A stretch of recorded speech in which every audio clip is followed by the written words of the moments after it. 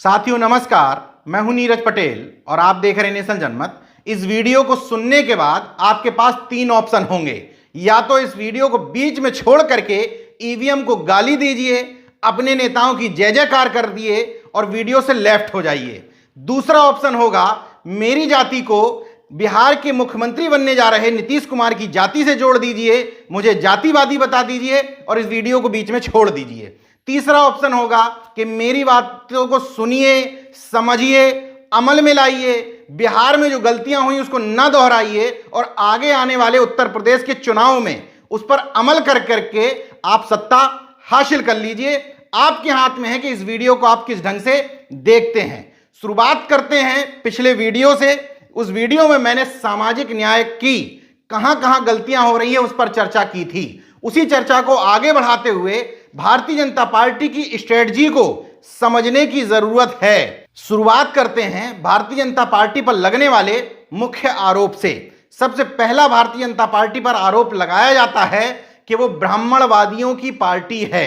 लेकिन समझने की जरूरत यह है कि चाहे उत्तर प्रदेश हो या बिहार हो, भारतीय जनता पार्टी लगातार अपने इस आरोप को कम करने के लिए दूसरे चेहरे सामने लाती जा रही है। मसलन बिहार का चुनाव लड़ने के लिए प्रदेश अध्यक्ष उसने बनाए संजय जायसवाल, जो कलवार जाति से आते हैं। बिहार में पिछड़ी जाति में आती है कलवार, जायसवाल भी ये लोग लिखते हैं। इस जाति को मुख्यतः वैश्य या बनिया वर्ग की पार्टी मानी जाती है। इस जाति के लोग व्यापार करते हैं। दूसरा, उसने एनडीए की तरफ से मुख्यमंत्री का चेहरा बनाए नीतीश कुमार, जो कुर्मी जाति से आते हैं।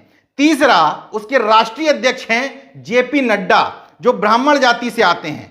चौथा, उनके सबसे बड़े स्टार प्रचारक हैं प्रधानमंत्री नरेंद्र मोदी, जो बैकवर्ड की मोड़ घांची जाति से आते हैं। अब आप उनको नकली बैकवर्ड बताते हैं, बाद में उन्होंने अपनी जाति को ओबीसी का शामिल कर लिया, ये सब कहते रहिए, लेकिन हकीकत है जो मैं आपको बता रहा हूं। अब भारतीय जनता पार्टी ने एक और बड़ा दांव चलते हुए 2 डिप्टी सीएम की घोषणा कर दी है।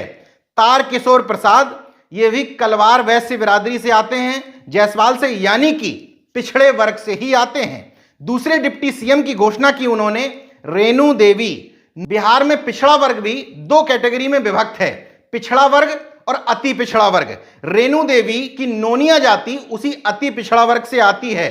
बताया जा रहा है कि इनको उप मुख्यमंत्री बनाने से महिलाओं में भी अच्छा संदेश जाएगा। बिंद, मल्लाह, तुरहा और नोनिया जैसी अति पिछड़ी जातियों में भी अच्छा संदेश जाएगा। अब समझने की जरूरत यह है कि भारतीय जनता पार्टी कितनी सारी जातियों को समावेशित करते हुए चुनाव लड़ रही थी।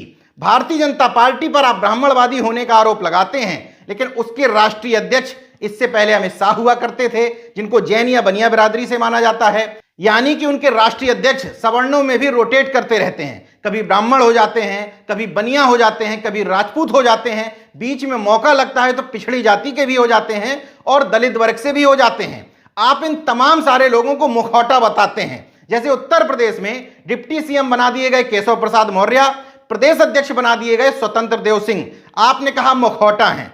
अब ये दो जातियों के लोग बिहार में एडजस्ट किए गए हैं, डिप्टी सीएम बनाए गए हैं। आप ये कहेंगे कि दोनों लोग संघीय पृष्ठभूमि से आते हैं, इसलिए ये लोग पिछड़े और अति पिछड़े वर्ग के काम के नहीं हैं। कहेंगे, कहते रहिए, लेकिन हकीकत यह है कि सभी जातियों को अपना अपना प्रतिनिधित्व आगे दिखाई देना चाहिए। भारतीय जनता पार्टी ये काम बखूबी अंजाम दे रही है। कितने लोगों को, गांव के लोगों को आप समझाने जाएंगे कि बैकडोर से एंट्री करके उनकी नौकरियां खत्म हो रही हैं? कितने लोगों को बताएंगे कि उनका आरक्षण खत्म किया जा रहा है? वैश्य वर्ग कहेगा कि हमारे लोग तो नौकरी करते ही नहीं हैं, हम तो व्यापारी वर्ग से आते हैं, हमें तो सामने चेहरा चाहिए। और तमाम सारी पिछड़े और दलित वर्ग की जातियां इस चेहरा दिखावे की राजनीति में निश्चित तौर पर लगातार भारतीय जनता पार्टी से पिछड़ती जा रही है। और उदाहरण दे देता हूं, बिहार में प्रभारी बनाए गए भूपेंद्र यादव, भले ही वो हरियाणा से आते हैं, नाम में यादव लगा है, इनको भी एडजस्ट किया गया। चुनाव के प्रभारी बनाए गए देवेंद्र फडणवीस, महाराष्ट्र से आते हैं, ब्राह्मण जाति के हैं। नीतीश कुमार को मुख्यमंत्री की घोषणा कराने के लिए कि वो मुख्यमंत्री बनाए जाएंगे, भेजा किसको जाता है? राजनाथ सिंह को, यानी कि राजपूत जाति के एक व्यक्ति को केंद्र से भेजा जाता है।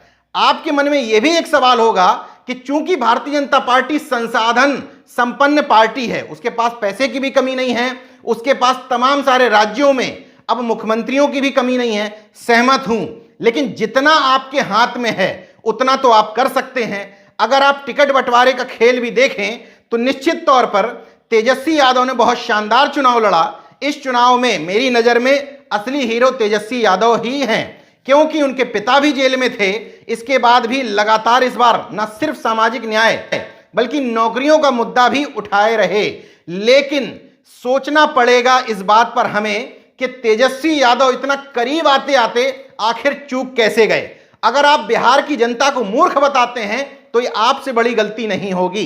पिछले 2015 के चुनाव में भी सबसे बड़ी पार्टी आरजेडी, इस चुनाव में भी सबसे बड़ी पार्टी आरजेडी। लेकिन सामाजिक न्याय का मतलब अगर केवल एक जाति एक परिवार रहेगा तो भारतीय जनता पार्टी के लिए लड़ाई बहुत आसान बन जाएगी। उत्तर प्रदेश और बिहार दोनों जगह बीजेपी के लिए बहुत आसान है, क्योंकि एक ही जाति और एक ही परिवार से लड़ना है। कैसे, यह आपको मैं समझा देता हूं।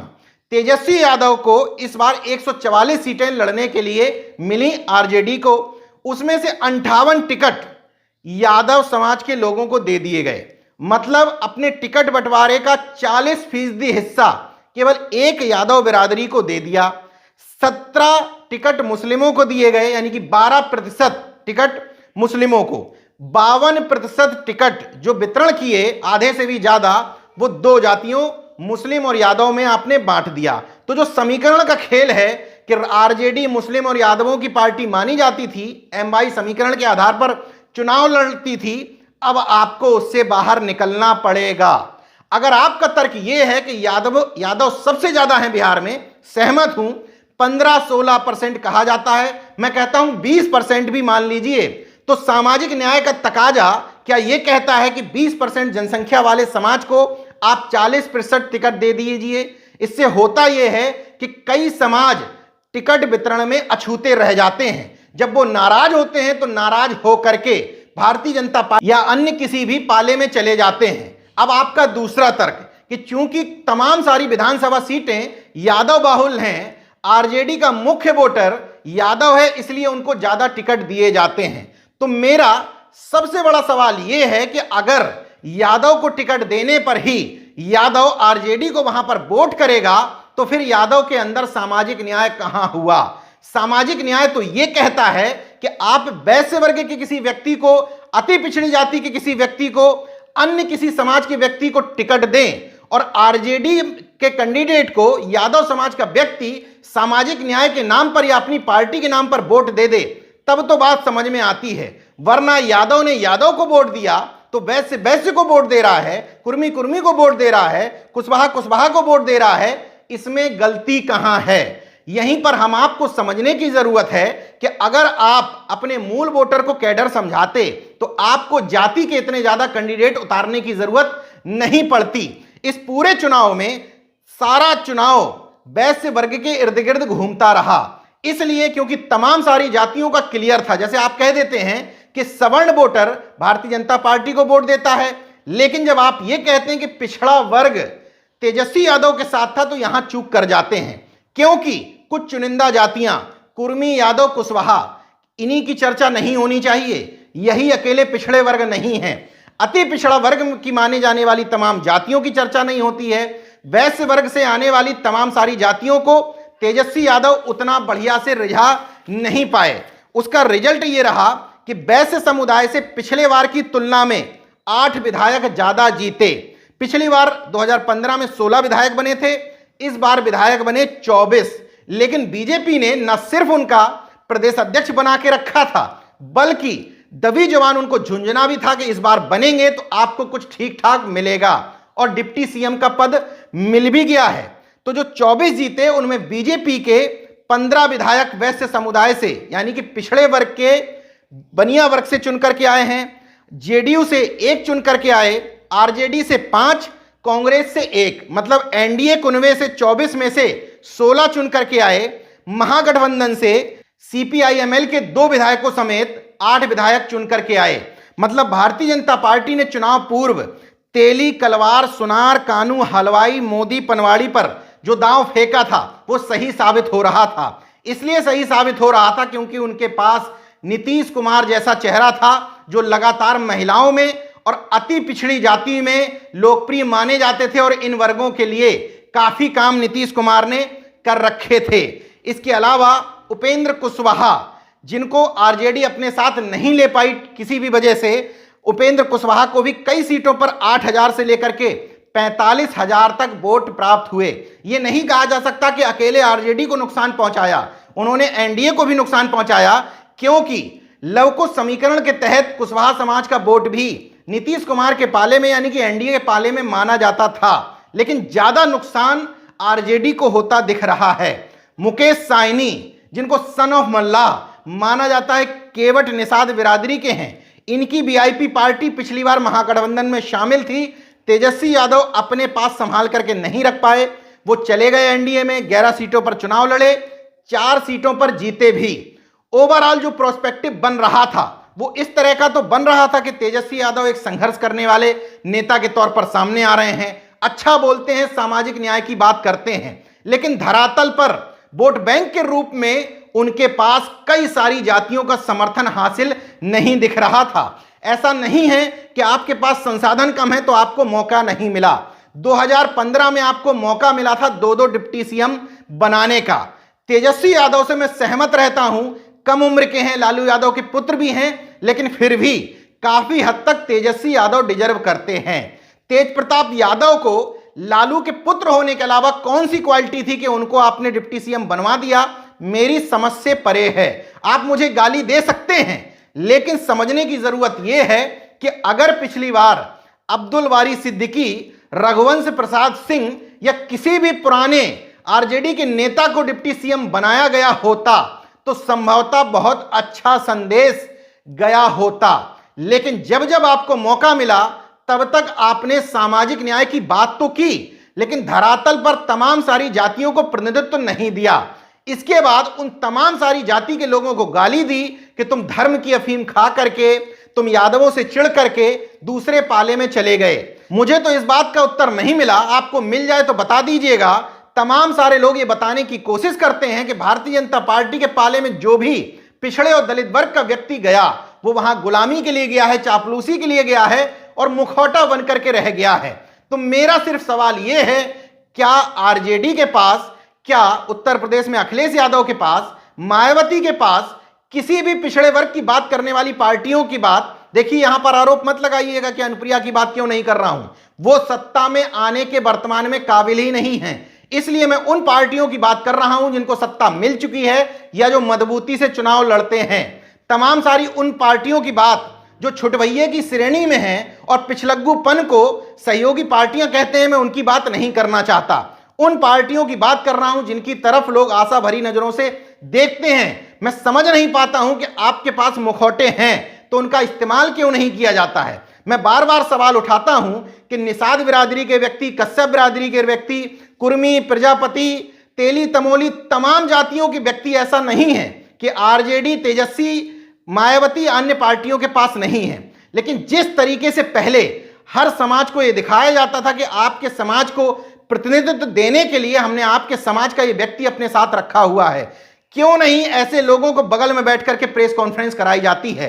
क्यों नहीं बड़े बड़े नामों को ज्वाइन कराने के बाद उनका महिमा मंडन किया जाता है?